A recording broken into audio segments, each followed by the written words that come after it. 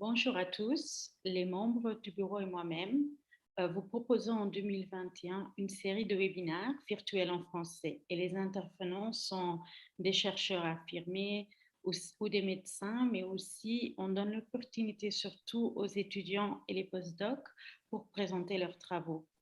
Les thématiques et dates seront disponibles toujours via notre site et nos réseaux sociaux et les intervenants vous l'annoncer à la fin de cette présentation. L'ensemble de la SFCTG et moi-même remercions surtout notre partenaire Pfizer pour le sponsoring de cette session dédiée aux hémophilie et aux thérapies géniques. C'est depuis un bon moment qu'on échange euh, plus d'un an, on va dire, sur la thématique de la thérapie génique avec eux et ayant les mêmes intérêts, la même volonté de construire l'écosystème autour de la thérapie génique et d'informer sur ce sujet, nous avons été ainsi amenés à monter ce projet de webinaire. Ce webinaire est aussi un soutien à la Journée mondiale de l'hémophilie et bien sûr, on appuie aussi l'Association française de l'hémophilie. Le titre de la présentation, comme vous voyez, c'est Thérapie génique pour l'hémophilie. Et ce sera Sandra, le collègue, qui va nous le présenter. Elle travaille à l'université Claude Bernard Lyon 1, les Hospices civils de Lyon, en tant que maître de conférence des universités, mais elle est aussi praticien hospitalier. Et elle fait la recherche scientifique, bien sûr, ce qu'elle va un peu appuyer aujourd'hui, dans l'unité UR 409, dans l'équipe hémostase et thrombose. Sandra Lecollec est un médecin biologiste, maître de conférences des universités, praticien hospitalier et elle a une fonction à la fois en clinique dans le centre de référence hémophilie des hospices civils de Lyon et en pratique universitaire. Ses travaux de recherche scientifique consistent à développer de nouvelles approches thérapeutiques pour la prise en charge de l'hémophilie et c'est une maladie hémorragique constitutionnelle. Elle a validé sa thèse de sciences grâce à une collaboration internationale avec le Research Department of Hematology de l'Université College of London sur la thérapie génique justement de l'hémophilie B. Et je crois qu'aujourd'hui, elle va nous présenter un peu plus sur ce sujet.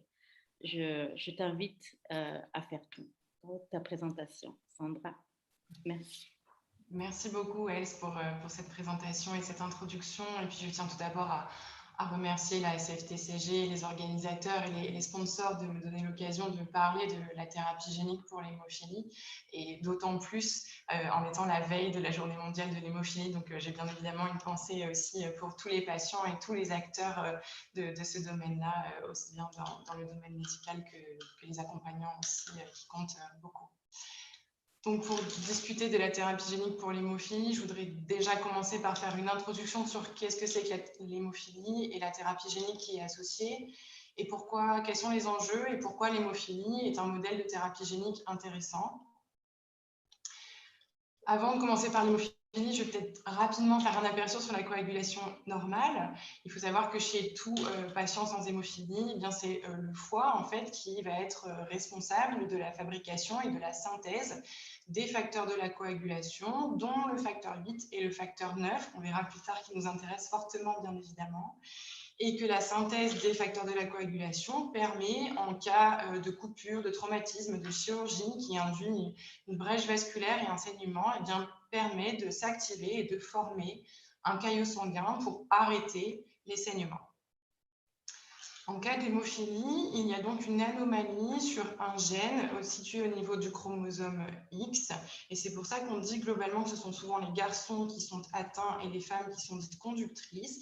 Et bien, lorsqu'il y a une anomalie sur le gène F8, le foie n'est plus en capacité de fabriquer la protéine de facteur 8 de façon fonctionnelle et on parle d'hémophilie A.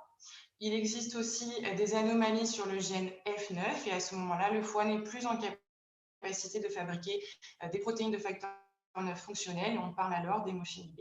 Qu'on soit dans le cadre d'une hémophilie A ou d'une hémophilie B, la résultante est la même, c'est-à-dire qu'au niveau, quand il y a une brèche vasculaire, suite à un traumatisme, une chirurgie, et bien finalement, ce caillot sanguin ne peut pas se former correctement du fait du déficit en facteur 8 ou en facteur 9, et donc les saignements persistent.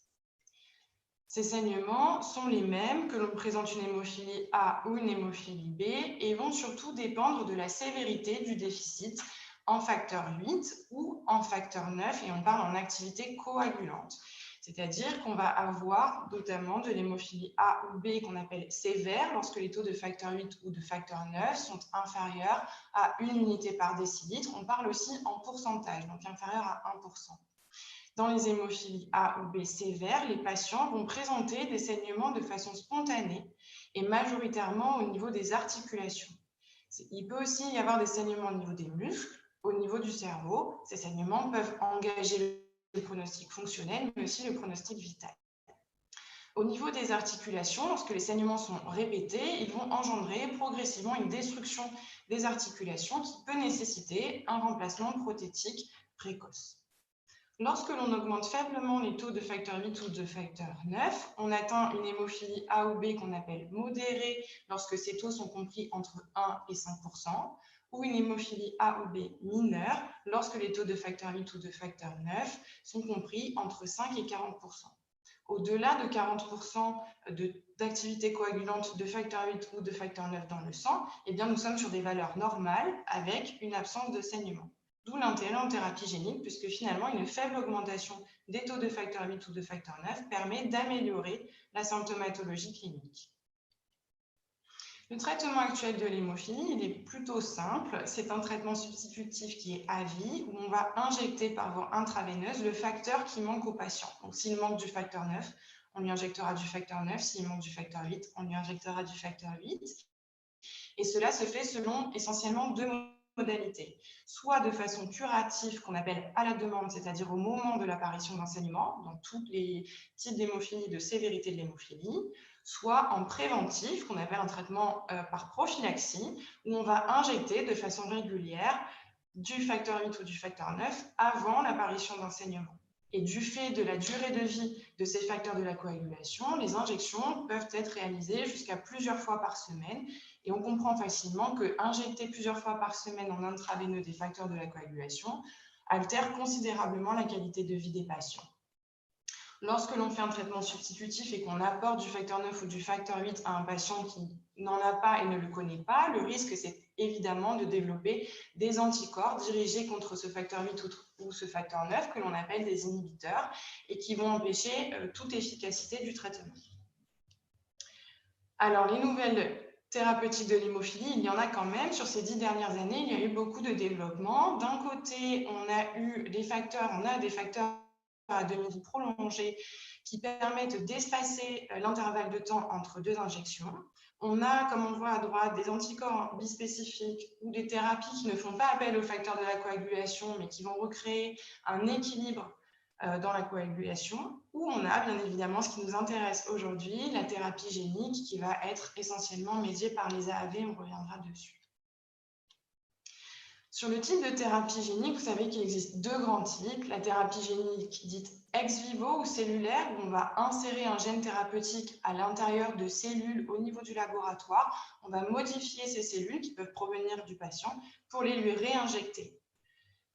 En hémophilie, dans les années 1980, c'est cette technique qui avait été utilisée, mais finalement avec une efficacité toute relative et une durée d'expression vraiment très faible, ce qui a fait qu'au final, c'est la thérapie génique in vivo ou directe qui prime à l'heure actuelle avec l'injection d'un gène thérapeutique directement au patient. C'est ce qui est largement développé et utilisé dans les essais cliniques aujourd'hui.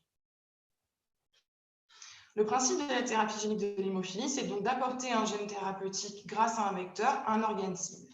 Et pour faire ça de façon très schématique et en dessin, le gène thérapeutique, c'est donc la séquence d'ADN qui va coder pour les protéines de facteur 8 ou de facteur 9 que l'on va apporter à un organe cible qui est donc le foie, puisque c'est lui l'organe qui naturellement fabrique les facteurs de la coagulation. Une fois que les séquences codantes pour les protéines de facteur 8 ou de facteur 9 sont arrivées au niveau du foie, le foie va pouvoir fabriquer des nouvelles protéines de facteur 8 fonctionnelles, c'est-à-dire avec une activité coagulante, capable de participer à la formation d'un caillot sanguin pour le traitement de l'hémophilie A, ou des protéines de facteur 9 fonctionnelles avec une activité coagulante pour le traitement de l'hémophilie B. Les vecteurs qui sont utilisés, qui sont ici représentés par les flèches, sont des vecteurs d'origine virale et qui sont dits non intégratifs, qui sont des virus bien connus, qui sont les virus adéno-associés et qui vont permettre de délivrer le matériel génétique à l'intérieur des cellules et particulièrement à l'intérieur des noyaux où il va persister majoritairement sous forme épisomale. Les autres avantages de ces AAV, c'est qu'ils ne sont pas réplicatifs, ils ne sont pas décrits comme étant pathogènes chez les hommes et ils peuvent transduire aussi bien les cellules en division que des cellules quiescentes. Il existe différents types d'AAV naturels qui sont connus, on en note 13.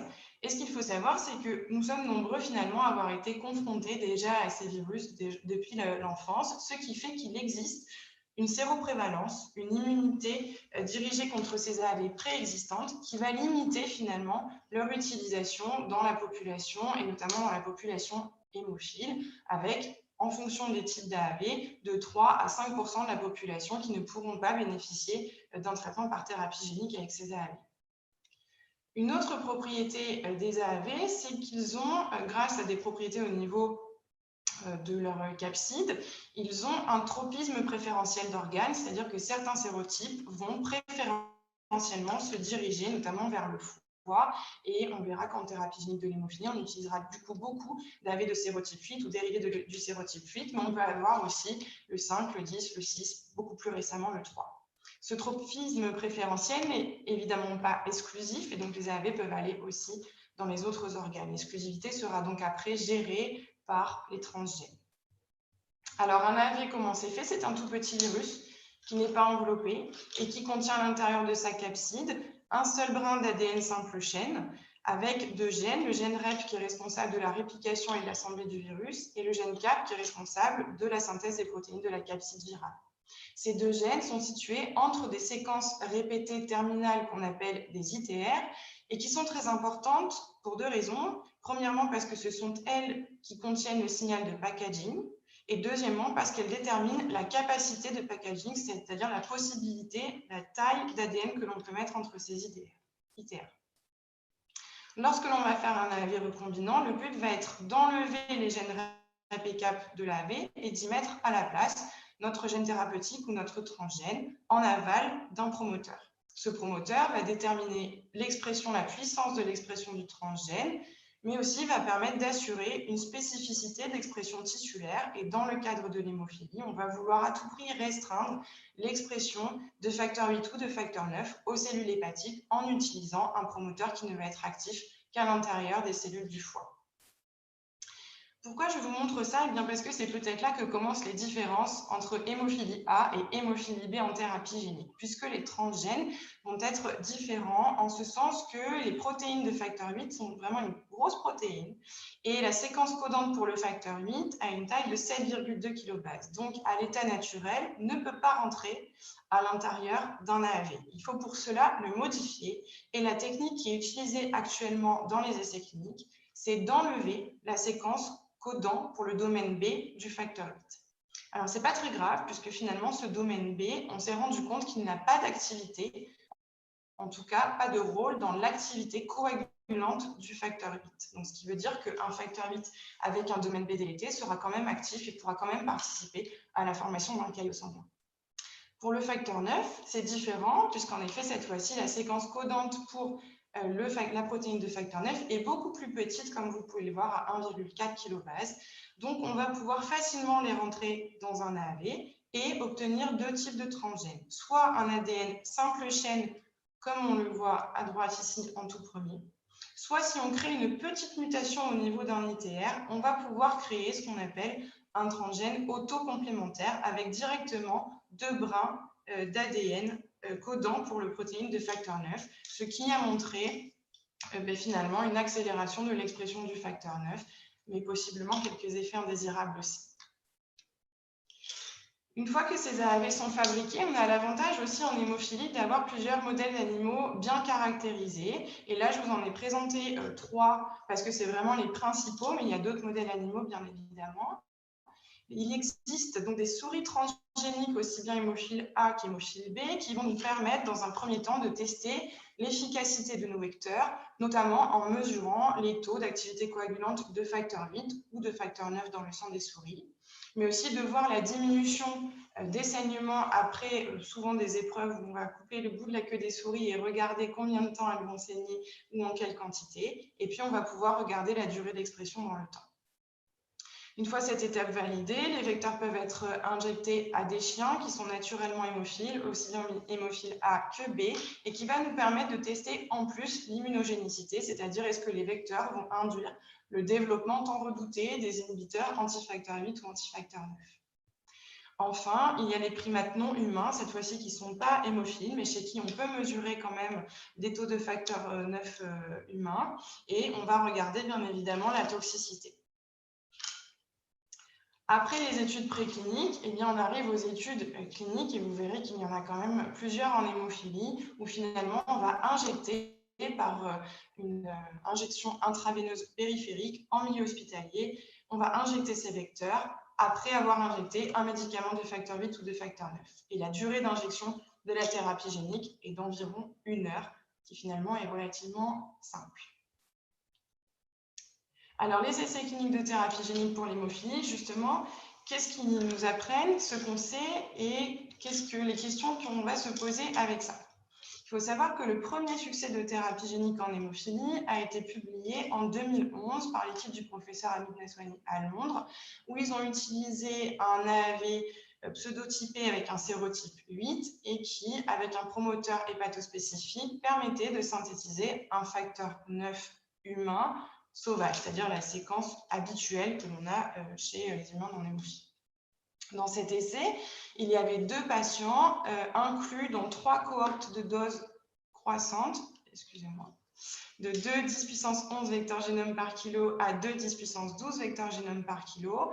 Et cet essai montrait qu'en effet, on avait une efficacité qui était dépendante de la dose du vecteur et qu'on arrivait à atteindre de façon prolongée des taux de facteur 9 qui mettaient les patients à un phénotype hémorragique modéré ou mineur, donc une amélioration clinique.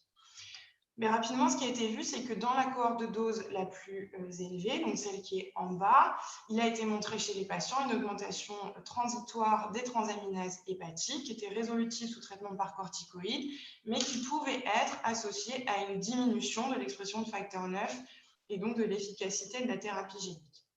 Finalement, cet essai, ça a été un petit peu le point de départ et on s'est dit il faut trouver un moyen d'optimiser les vecteurs de type AAV pour à des doses inférieures, obtenir une efficacité similaire ou alors à des doses égales, obtenir une efficacité augmentée, une sécurité plus importante. Donc, pour optimiser les vecteurs AAV de type recombinant, on peut utiliser 2 techniques qui peuvent être combinées ensemble. D'un côté, on peut modifier les capsides pour améliorer la transduction hépatique, c'est-à-dire l'entrée dans les cellules du foie. Et de l'autre côté, on peut modifier directement les transgènes, et c'est-à-dire que peu importe l'entrée des particules d'AAV dans le foie, c'est une augmentation directe de l'expression des facteurs 8 ou de facteur 9. Lorsque l'on modifie les capsides, le but, ça va être d'échapper aux anticorps neutralisants et de la dégradation lysosomale à l'intérieur des cellules hépatiques. Et il existe plusieurs techniques. Donc là, il y a énormément de papiers sur l'optimisation des capsides d'AAV. On peut utiliser ce qu'il y a de plus fréquent, c'est le pseudotyping, c'est de changer le sérotype de l'AAV. Mais on peut aussi créer des modifications de la capside par des mutations génétiques. On peut utiliser des capsides chimériques avec des protéines qui viennent d'un sérotype et des protéines qui viennent d'un autre sérotype d'AAV, ou on peut taguer des protéines, par exemple avec des sucres, pour arriver plus facilement au récepteur hépatique. En ce qui concerne la modification des transgènes, le but cette fois-ci, ça va être d'augmenter l'activité plasmatique de facteur 8 et de facteur 9. Et là, comme dans toute protéine pour lesquelles on va vouloir augmenter l'expression, on peut déjà dans un premier temps tenter d'augmenter l'expression antigénique de facteur 8 ou de facteur 9, c'est-à-dire la quantité de protéines produites, en agissant sur toutes les étapes de la synthèse d'une protéine. Donc, soit en augmentant le niveau de transcription de l'ADN en ARN messager par l'utilisation de différents promoteurs ou par l'utilisation, comme je vous montrais tout à l'heure, de transgènes dits autocomplémentaires, soit en augmentant la stabilité de l'ARN messager, en incorporant notamment des séquences qui ne sont pas codantes, mais qui permettent de stabiliser et d'avoir une durée de vie d'ARN messager plus longue, soit en augmentant le niveau de traduction de l'ARN messager en protéines par des techniques de codon-optimisation, c'est-à-dire des arrangements génétiques sans modifier la séquence protéique. Ce qui est intéressant dans l'hémophilie, et particulièrement dans l'hémophilie B où le facteur 9 est une enzyme, c'est qu'on peut aussi augmenter directement l'activité du facteur 9. C'est-à-dire qu'à un même niveau d'expression antigénique, à un même niveau de quantité de facteur 9 produit, on peut utiliser des variants hyperactifs qui vont avoir une activité coagulante, c'est-à-dire une capacité à former un caillot sanguin plus important que le facteur 9 habituellement produit par le corps humain. Celui qui est connu, c'est le variant hyperactif Padua, qui a été décrit pour la première fois en 2010 chez un patient qui a présenté une thrombose et pour lequel le seul problème sanguin qui a été retrouvé, c'est finalement des taux de facteur 9 plus de 8 fois supérieurs à la normale, avec une mutation génétique qui a été identifiée. Et ce facteur 9 Padua, il est maintenant largement utilisé dans les essais cliniques. Je vais vous montrer pourquoi en thérapie génique on l'utilise. Ici, c'est un deuxième essai clinique par rapport à celui d'Amit Naswani qui utilisait le même transgène que celui de 2011, mais empaqueté dans un AAV de type 5. Avec une dose de 2 10 puissance 13 vecteurs génome par kilo, les 5 patients qui avaient été inclus dans cette cohorte présentaient en moyenne un taux de facteur 9 aux environs de 7%, ce qui les mettait dans une hémophilie mineure. Et puis finalement, avec le facteur 9 Padua, ils ont utilisé donc le même transgène, mais juste avec une mutation gain de fonction, toujours empaqueté dans un AV5, avec exactement la même dose injectée. Et les 3 participants ont finalement atteint des valeurs normales avec une moyenne de facteur 9 aux environs de 47%, soit un gain d'activité coagulante, d'efficacité à former un caillot sanguin 7 fois supérieur environ au facteur 9 sauvage. Ce variant hyperactif Padua, il est donc, comme je vous le disais, utilisé dans d'autres essais cliniques auxquels on peut rajouter aussi des modifications de capside. Donc là, typiquement, on a un essai, le SPK 9001, qui est un AAV de sérotype 8, mais un peu modifié avec quelques mutations génétiques, qui va exprimer un facteur 9 Padua. Vous voyez que les doses sont largement plus faibles, à 5-10 puissance 11 vecteurs génome par kilo, et les 15 patients qui ont été injectés présentent après 2 ans une moyenne de facteur 9 aux environs de 33-34%. Vous allez me demander, mais l'hémophilie A dans tout ça, où est-ce qu'elle arrive? Et bien là, voilà, ça a été un peu plus tardif pour l'hémophilie A. Les premiers papiers sont sortis en 2017 avec un AAV de type 5 qui permettait d'exprimer un facteur 8 avec un domaine B délété. Vous voyez que les doses injectées sont beaucoup plus importantes à 6-10 puissance 13 vecteurs génome par kilo. Et ce qu'on observe chez ces patients, c'est que très rapidement, ils sont montés dans des valeurs normales représentées ici entre les demi en pointillés, avec l'obtention à 1 an d'une moyenne d'activité coagulante de facteur 8 à 100, ce qui paraissait tout à fait satisfaisant. Mais le suivi à 3 ans montre finalement une décroissance, donc toujours dans les valeurs normales, mais une décroissance de moitié environ, avec une moyenne à 52%. Cet essai nous montre 2 choses, essentiellement une énorme variabilité entre les patients qui ont été injectés, puisque certains patients sont dans des valeurs normales, d'autres ont atteint des valeurs même supraphysiologiques, alors que d'autres sont restés à leur niveau de base. La deuxième question qui est soulevée par cet essai, c'est finalement la notion de la durée d'expression du transgène du facteur 8, puisqu'on voit bien cette décroissance d'expression dans le temps. Alors, il existe beaucoup d'autres essais cliniques dans le cadre de l'hémophilie. Il y a 13 vecteurs actuellement qui sont étudiés, 8 dans le cadre de l'hémophilie B et 5 dans le cadre de l'hémophilie A. Donc, ce tableau est un tableau un petit peu récapitulatif, juste pour vous montrer qu'il s'agit d'AV bien évidemment différents, qui synthétisent pour l'hémophilie B soit du facteur 9 sauvage, soit maintenant pour la majorité d'entre eux des facteurs 9 Padua. Et pour l'hémophilie B, il s'agit à chaque fois de facteur 8 avec un domaine B délété, comme j'ai expliqué tout à l'heure. On voit qu'il y a une énorme variabilité des résultats entre les essais cliniques, mais aussi au sein d'un même essai clinique entre les patients qui ont été injectés avec un même vecteur, avec parfois simplement une amélioration du phénotype hémorragique et parfois l'obtention de valeurs normales. Si on résume l'efficacité clinique de ces essais, pour les essais d'hémophilie B, les vecteurs, les injections de thérapie génique ont quand même permis une diminution de 80% de l'ensemble des saignements chez les patients hémophiles B traités, ce qui correspondait à une diminution de l'utilisation de médicaments de facteur 9 de 87%. Pour les patients atteints d'hémophilie A, il y avait une diminution de 93% des saignements et une diminution de 96% de la consommation des médicaments de facteur 8.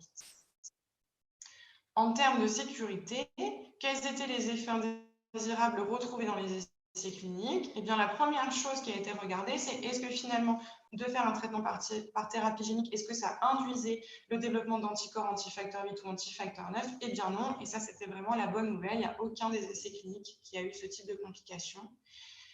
La complication la plus fréquente était une élévation des transaminases hépatiques que l'on retrouvait chez un tiers des patients hémophiles B et chez à peu près 3/4 des patients hémophiles A. Ces élévations de transaminases hépatiques étaient asymptomatiques et se résolvaient sous traitement par corticoïdes, mais étaient plus ou moins associées à une baisse de l'expression de facteur 8 ou de facteur 9. Alors, quelles sont les questions en suspens et est-ce qu'on a des réponses? Est-ce qu'on va en avoir prochainement? Il y a beaucoup de questions. D'un côté, des questions sur l'efficacité et de l'autre sur la sécurité. Les questions qu'on se pose, c'est quels sont les taux de facteur 8 ou de facteur 9 à atteindre? Et quelle va être la durabilité d'expression? Va-t-on avoir besoin de réadministration? Et enfin, des questions sur la sécurité à court terme, comment gérer la réponse immune et surtout la sécurité à long terme, puisqu'on cible le foie, va-t-il y avoir un risque de carcinome hépatocellulaire? Pourquoi est-ce qu'on se pose la question de quel est le taux de facteur 8 ou de facteur 9 à atteindre? Eh bien parce qu'il y a une étude qui a montré que le taux de saignement intra-articulaire était bien évidemment haut chez les patients qui avaient une hémophilie A sévère, donc avec un taux de facteur 8 inférieur à 1%, et que dès lors qu'on augmentait faiblement les taux de facteur 8, eh bien vous voyez que le taux de saignement intra-articulaire diminue fortement, et une fois qu'on a obtenu un taux de facteur 8 supérieur à 12%, eh bien les patients ne saignent plus dans leur articulation. Puis finalement, on s'est rendu compte qu'avec la thérapie génique, on pouvait atteindre des valeurs normales supérieures à 40% et jusqu'à 150%. Et ça, c'est bien évidemment quelque chose d'idéal parce que ça permettrait de ne plus avoir à injecter de facteur 8 ou de facteur 9 aux patients, notamment lors de traumatismes ou lorsqu'il y aurait besoin de les traiter par chirurgie. Mais il faut faire attention à ne pas tomber dans l'excès, comme on a pu le voir avec certains essais cliniques de thérapie génique d'hémophilie A, en mettant les patients à risque de thrombose si on dépasse les seuils physiologiques. Donc pour cela, se pose la question de quelle dose de vecteur injecter. La dose, elle a un impact aussi sur la sécurité à court terme, puisqu'on a vu que la réponse immune cellulaire d'origine cytotoxique, qui est à l'origine de la cytolyse hépatique, est dépendante de la dose et du type de vecteur. Et ce n'est pas tellement le problème de la cytolyse hépatique, qui était plutôt asymptomatique et on va dire modérée, c'est plutôt aussi qu'il y avait une perte de l'expression de facteur 8 et de facteur 9 associés, et donc une perte d'efficacité du traitement. L'autre question qui se pose, c'est bien évidemment la sécurité à long terme, puisqu'on sait que l'AAV est dit non intégratif avec une persistance essentiellement sous forme épisomale, mais il a quand même été largement rapporté dans la littérature qu'il y a une part d'intégration de 1 à 10% qui est dépendante de la dose, qui peut se faire aussi bien sur un locus spécifique au niveau du chromosome 19 que de façon plus aléatoire et qui pourrait prédisposer sur les études précliniques à un carcinome hépatocellulaire. Récemment d'ailleurs, en 2020, malheureusement, il y a un cas de carcinome hépatocellulaire qui a été découvert chez un patient inclus dans un essai clinique de phase 3. Alors c'est bien évidemment quelque chose à modérer puisqu'on s'est rendu compte que ce patient, malgré tout, présentait des facteurs de risque prédisposants au carcinome hépatocellulaire avant l'essai de thérapie génique. En termes de durée d'efficacité, bien évidemment qu'on espérerait que ce soit toute la vie après l'injection. On sait les durées maximum d'efficacité rapportées chez les humains hémophiles B sévères qui sont à plus de 10 ans maintenant grâce au premier essai de 2011 que je vous ai décrit, et chez les animaux, chiens et primates qui ont été injectés en thérapie génique, plus de 10 ans aussi. Mais sur certains essais cliniques, eh bien, il y a certains algorithmes qui montrent que potentiellement cette expression pourrait être plutôt transitoire et en effet, ça pourrait être par exemple d'environ 8 ans après l'injection pour le vecteur BMN 270. Alors, pourquoi cette durée, elle pourrait être limitée et pourquoi il y aurait besoin d'une réadministration? Eh bien, parce que l'AAV étant majoritairement non intégratif avec l'ADN qui reste sous forme épisomale, il peut y avoir un phénomène de dilution au cours du temps et au cours des divisions cellulaires. Et ça nous pose surtout un problème par rapport à la population pédiatrique qu'on ne peut pas en fait injecter pour l'instant, alors que ça nous intéresserait de pouvoir traiter nos patients hémophiles dès le plus jeune âge pour limiter les dégâts articulaires dans le temps. Il y a une étude qui montrait que chez la souris néonatale à qui avait été injecté des AAV de type 8 dans un modèle de Krieger-Naja, qui montrait une augmentation donc du poids de la souris et du poids du foie de la souris dans les premiers jours avec une puberté chez la souris à 42 jours. Et bien lorsque les AAV ont été donnés sur le premier jour de vie, on voit qu'il y a une nette diminution du nombre de copies d'ADN présents dans les cellules du foie entre le jour où ça a été injecté et une semaine après. Donc, la question qui se pose, c'est de se dire, finalement, chez l'être humain avec une puberté à 12 ans, et à 12 ans, le patient n'a pas encore atteint sa taille adulte et donc son foie non plus, eh bien, est-ce que si on injectait des enfants, on n'aurait pas une perte d'expression de facteur 8 et de facteur 9 relativement rapidement qui devrait nous amener à une réadministration? Le problème de la réadministration, c'est que vous savez que lorsque j'ai parlé tout à l'heure d'une immunité préexistante, eh bien, par exemple, si on a une immunité préexistante dirigée contre des AAV de type 2, on ne peut pas être injecté avec des AAV de type 2. Admettons qu'on puisse injecter avec des AAV de type 8, et bien, de façon systématique, on va développer des anticorps dirigés contre la AAV8 au minimum, avec possibilité même de réaction croisée. Et il a été montré que ces anticorps persistaient dans le temps pendant plus de 8 ans. Les développements qui sont en cours, il va y avoir essentiellement deux grands axes. Comme je vous en ai parlé, le problème, c'est la réadministration. Donc, d'un côté, on va vouloir trouver des solutions pour réadministrer des vecteurs de thérapie génique, donc soit en gérant la réponse immune, soit en optimisant les vecteurs AAV. Et d'un autre côté, on va vouloir essayer d'avoir une durée infinie de expression de facteur 8 ou de facteur 9 en utilisant une technique d'édition de gènes ou alors d'autres vecteurs qui vont être intégratifs.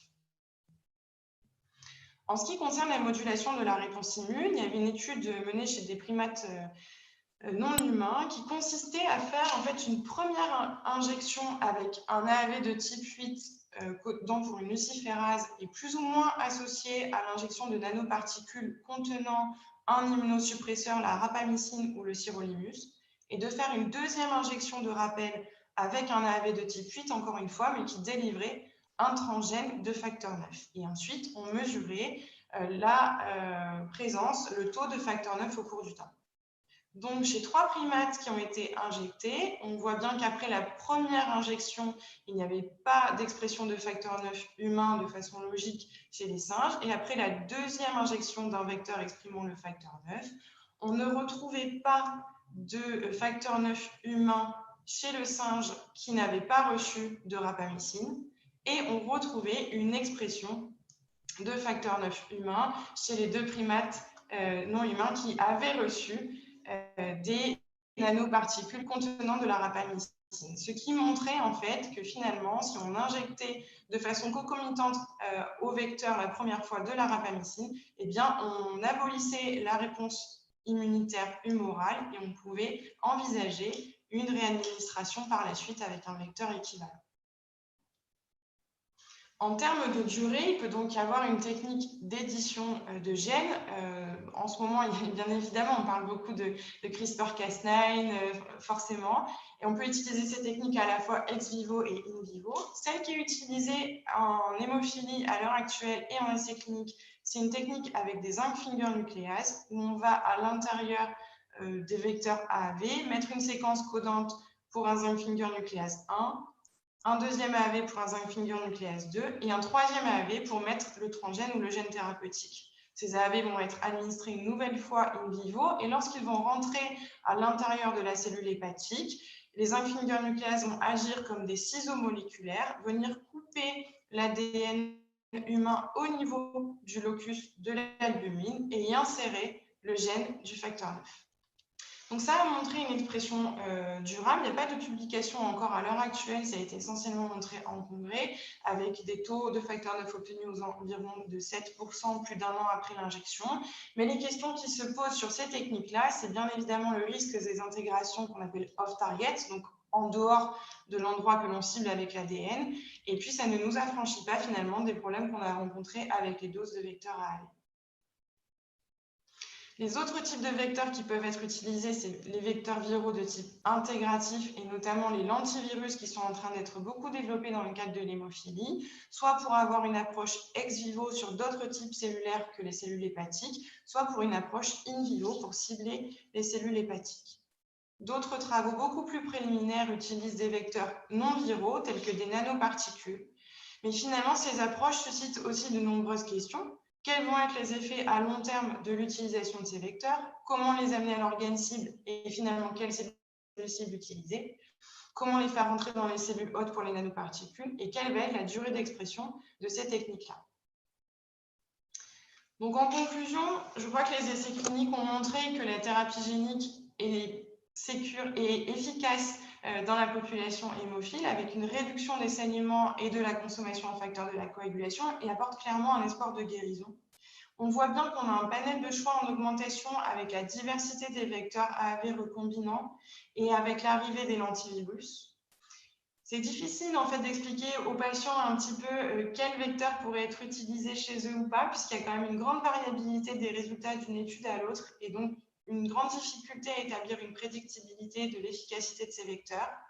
Et on voit qu'il y a de nombreux challenges avec notamment la gestion de la réponse immune, déterminer la sécurité et l'efficacité sur le long terme, et puis il va falloir élargir la population bénéficiaire et espérer pouvoir atteindre une population pédiatrique. Donc je vous ai mis à droite une petite photo qui pour moi ressemble un petit peu à là où nous en sommes actuellement, c'est-à-dire au tout début. Je vous remercie pour votre attention et je me tiens à votre disposition pour toute question.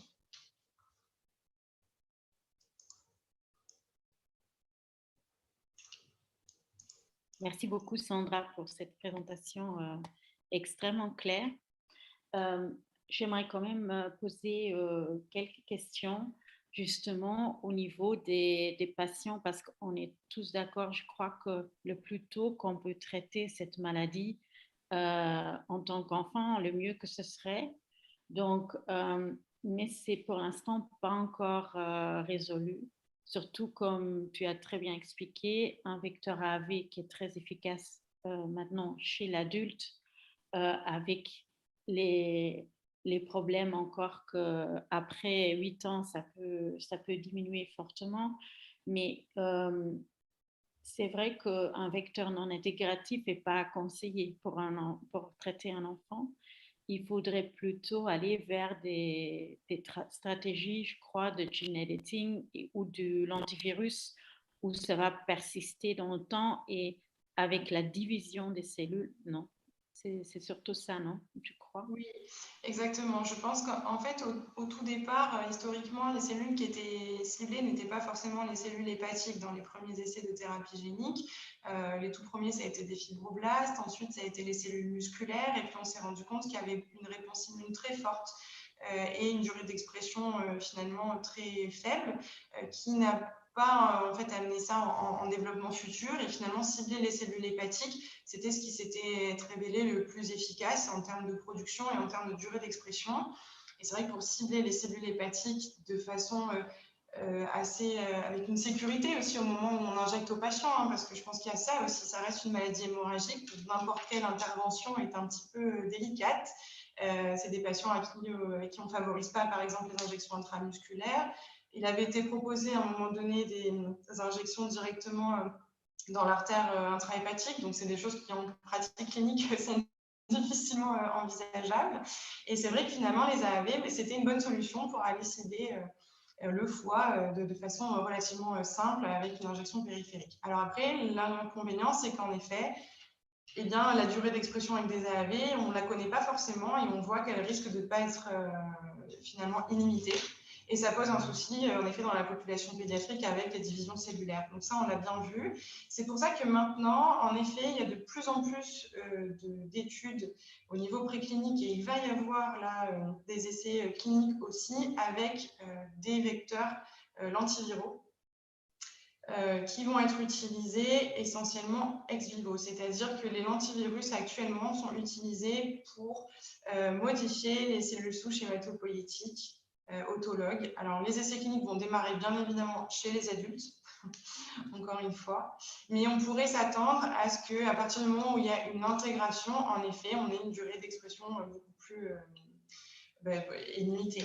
Le seul problème qu'on peut avoir, c'est que je pense que dans la communauté hémophile, j'espère ne pas trop m'avancer en disant ça, mais on n'a pas tellement envie d'être invasif. Et le fait d'aller récupérer des cellules, les modifier en laboratoire, les réinjecter, c'est tout de suite un peu plus compliqué que de juste faire une injection.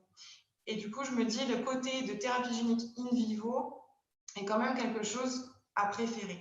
Donc, c'est vrai qu'on voit apparaître aussi l'utilisation de l'antivirus in vivo, et je pense que ça peut être une bonne solution à l'avenir pour les... C'est d'ailleurs une des questions de mon laboratoire. On essaye de développer des vecteurs, changer la surface des vecteurs lentilles pour qu'ils puissent tout de suite, dans le corps humain, cibler les cellules souches hématopoïétiques ou autres, bien sûr.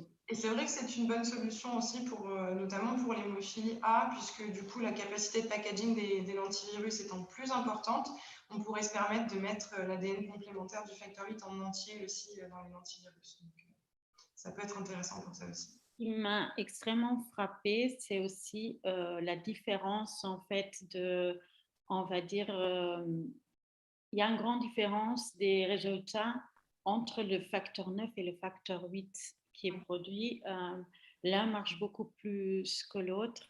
Je me demandais si chez le facteur 8, justement, on n'est pas pénalisé parce qu'on enlève le domaine B. Est-ce que ça n'a pas d'influence sur la stabilité de l'ARN ou est-ce que ça n'a pas une autre influence quelque part? Alors, les facteurs 8 avec un domaine B délété, ils sont aussi largement utilisés dans le traitement substitutif. C'est-à-dire que dans les laboratoires qui font des facteurs 8 recombinants, il y a certaines molécules qui sont des facteurs 8 recombinants qu'on appelle pleine longueur, donc avec toute la protéine de facteur 8, et des facteurs 8 recombinants avec un domaine B délété. Et on s'est rendu compte que ça n'entraîne pas de défaut de production du facteur 8, ni de problème de stabilité, ni de problème d'activité coagulante. Donc finalement, ce domaine B, pour l'instant, il reste un petit peu mystérieux parce qu'on ne sait pas trop, en gros, à quoi il sert, pour dire les choses simplement. Donc la question qui se pose par rapport à la thérapie génique de l'hémophilie A versus l'hémophilie B, c'est vrai que les essais cliniques d'hémophilie A ont montré finalement qu'on atteignait des valeurs normales assez tôt, mais une grande variabilité, comme je disais, et puis finalement une durée d'expression dans le temps limitée. Et en fait, le problème, c'est qu'il y a beaucoup de questions qui sont à l'étude à l'heure actuelle. On se demande il faut savoir que les cellules qui sont ciblées sont les cellules du foie, mais au niveau des cellules du foie, il y a plusieurs types cellulaires. Oui, voilà. Alors, j'ai simplifié la chose, mais l'ensemble des facteurs de la coagulation, à l'exception du facteur 8, sont fabriqués par le foie, mais par les hépatocytes, alors que le facteur 8 est synthétisé par le foie, mais par les cellules sinusoïdales. C'est un type cellulaire différent. Sauf que quand on fait de la thérapie génique avec des AAV, les cellules que l'on cible sont les hépatocytes. Donc là, on va demander à des hépatocytes de fabriquer un facteur 8, alors qu'en théorie, nous ne sommes pas conditionnés pour ça. Donc ces cellules-là ne sont pas conditionnées pour ça. Donc on se pose la question de, est-ce que c'est un problème de type cellulaire qui est ciblé? Est-ce que c'est un problème aussi qui est la réponse immune? Ça, c'est une possibilité. Voilà, il y a beaucoup de questions en suspens, notamment sur l'hémophilie A, c'est vrai, parce qu'en fait, au départ, on s'est dit, waouh, c'est super, on arrive à atteindre des valeurs normales. Là, on commence un petit peu à déchanter sur le temps.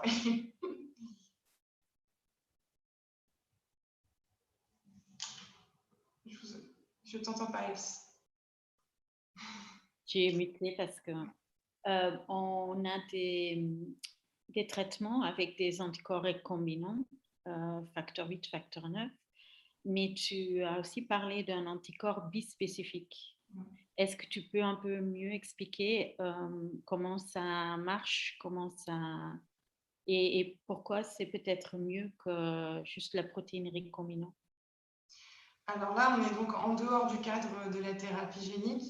On a un anticorps bispécifique notamment. Un anticorps bispécifique, en fait, il faut savoir que dans la coagulation sanguine, il y a donc plusieurs facteurs de la coagulation qui ont tous un chiffre romain et qui interagissent entre eux. Et dans la coagulation, le facteur 8, en fait, il va servir de cofacteur au facteur 9 pour que le facteur 9 puisse jouer son rôle et poursuivre la formation d'un caillot sanguin. Donc, en fait, ce qui se passe, c'est que dans la coagulation, il y a une étape qui consiste à ce que le facteur 9 active le facteur 10. Et pour activer le facteur 10, le facteur 9 a besoin du facteur 8. C'est le facteur 8 qui attire à lui l'enzyme et le substrat. Et donc, dans l'hémophilie A, eh bien, ce facteur 8 est manquant. Et donc, il faut trouver un moyen de le remplacer. Donc, soit on injecte du facteur 8, soit, donc, ce qui a été trouvé récemment, c'est les anticorps bispécifiques, où il y a un bras de l'anticorps qui va aller attraper le facteur 9 activé, et l'autre bras de l'anticorps qui va attraper le facteur 10 pour les mettre en contact et que le facteur 9 puisse jouer son rôle. Donc, ça va en quelque sorte remplacer l'activité du facteur 8. Donc, ça, c'est quelque chose qui ne va être utilisable que chez les patients avec une hémophilie A, et pas chez les patients avec une hémophilie B. Une dernière question qui est bien sûr autour de la thérapie génique par AV, parce qu'on doit admettre ces thérapies sont peut-être pas parfaites, mais c'est une révolution par rapport au traitement actuel et ils améliorent beaucoup quand même la vie des patients. Et il y a peut-être quelques effets secondaires qu'on doit certainement pas nier, mais je crois qu'on a quand même un avantage avec les AV, qu'on a plusieurs sérotypes. On est en train d'en fabriquer aussi qui sont faites artificiellement. Et moi, je connais par exemple des équipes qui vont essayer de modifier la surface pour cibler mieux le foie. Ouais. Je crois qu'il y a encore beaucoup de choses à faire. Peut-être tu peux un peu élaborer là-dessus aussi, mais c'est sûr qu'on screen les patients avant qu'on administre pour des anticorps neutralisants aussi. Donc, peut-être que tu peux un peu élaborer là-dessus, sur les choses qu'on peut encore ou qu'on est en train d'améliorer. Oui, alors il y a beaucoup de pistes, hein, en effet. C'est vrai qu'à l'heure actuelle, on dépiste les patients qui ont des anticorps anti-AV pour savoir qui pourrait être, alors toujours dans le cadre des essais cliniques, hein, bien évidemment, on n'est pas encore en pratique quotidienne, mais dans le cadre des essais cliniques, on détecte les patients qui présentent des anticorps anti-AV. Parce qu'il a été montré au départ que s'ils présentaient ces anticorps anti-AV, on ne pouvait pas les injecter avec un AV correspondant. Ça, c'est un paradigme qui est un petit peu en train de tomber aussi, puisqu'il y a quand même une étude de phase 3 qui a été présentée en congrès, qui a utilisé un vecteur AAV de type 5 exprimant du facteur 9, et ils l'ont injecté à des patients, même s'ils avaient des anticorps anti-AAV5. Et en fait, ils ont montré qu'il y avait une expression de facteur 9, même chez les patients présentant des anticorps anti-AAV5, peu importe le titre, sauf quand vraiment c'était beaucoup trop élevé. Et que finalement, il n'y avait même pas de lien entre le niveau d'expression de facteur 9 et le titre des anticorps avant l'injection.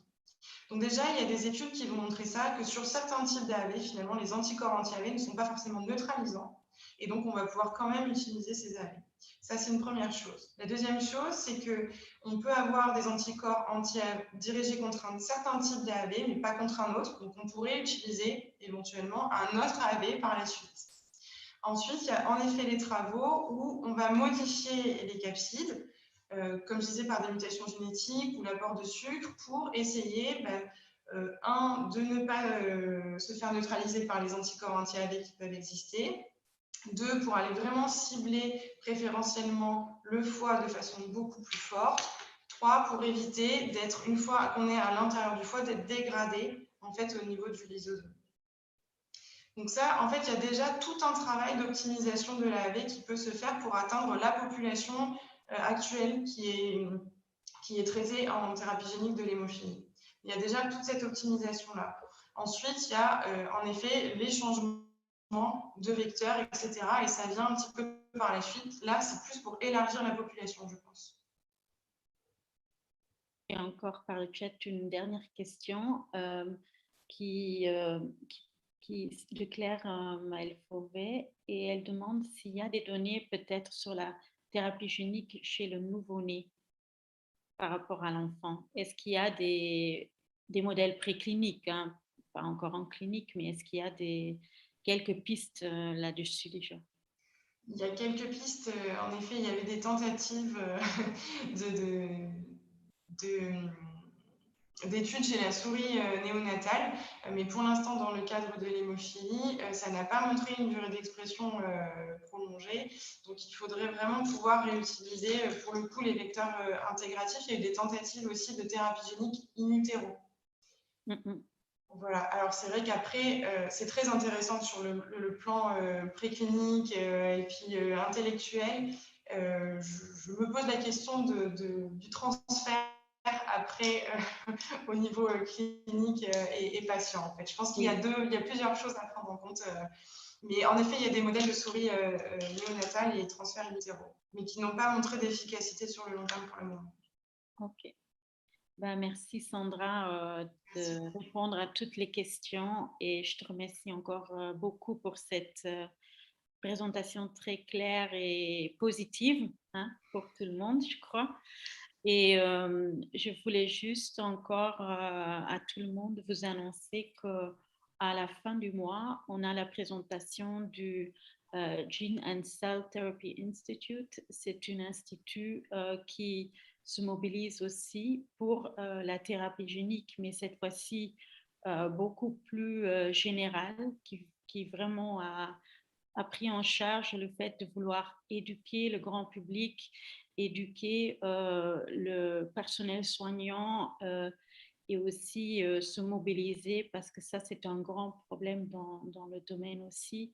La production des vecteurs qu'on utilise pour la thérapie génique n'est pas évident et ceci a besoin de un peu de, en tout cas nous on doit montrer un peu qu'il faut plus d'efforts pour en France essayer de promouvoir la thérapie génique qui est selon nous quand même un peu le médicament du futur. Merci beaucoup à tout le monde et à la prochaine fois. Au revoir.